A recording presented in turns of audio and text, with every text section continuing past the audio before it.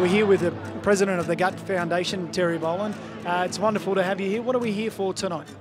Well, we're here to listen to the NRL launch the campaign again after a preliminary launch last year, and it's a fantastic effort by them because it gets to both women and men.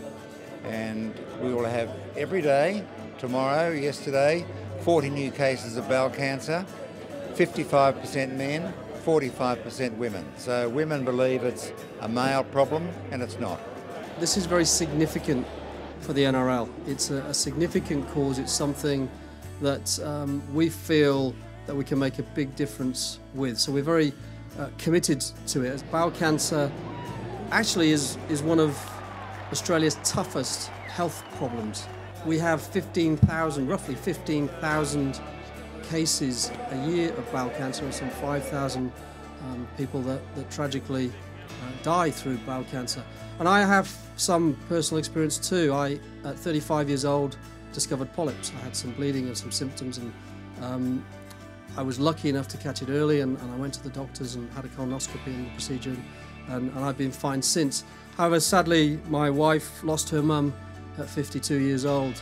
Sheila was a lovely lady from the north of England, died from bowel cancer because there just wasn't the awareness, and it's a tragedy because my grandkids don't get to see their grandmothers. I discovered that one of my closest friends had bowel cancer. It was not until sort of the word got around that I was sick that I found out that she actually had bowel cancer. We were told she went into hospital for a small procedure. Nobody talks about bowel cancer. And I certainly never thought I was a candidate for bowel cancer. The NRL decided to do a strategic look at their charity partners. And it was a really sort of impressive strategic bit because the NRL does so much. And so they went out and they said to the charities, who can we work with that really works?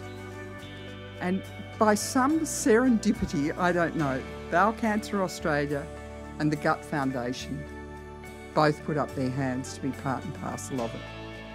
And my gorgeous commissioners, including John Grant, of course, here in the room, all decided that this was a fantastic link for the NRL.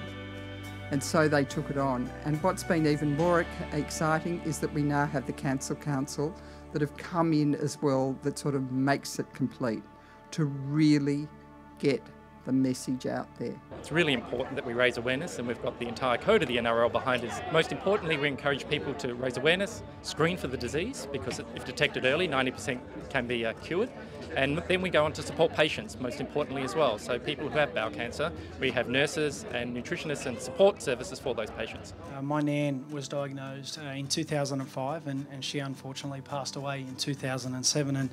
And understanding from the story, listening to my parents and talking about that, there were some signs and symptoms that Nan probably didn't act upon early on in the piece. So, but once again, it was, as we've all spoken about, it was one of those cancers that isn't spoken about and isn't something that is shared around too much. It's very private, and people, you know, it's embarrassing to a lot of people, and you know, it was something that you know, touched us all. Through the game touching millions of lives, I hope very much that we can create a breakthrough, because I know that if we are able to make this a more normal conversation, then we will save many, many lives. And it seems to me that that would be a terrific thing to do, not just for the fans and the players and the many, many people involved with the game, but I think for all good Australians.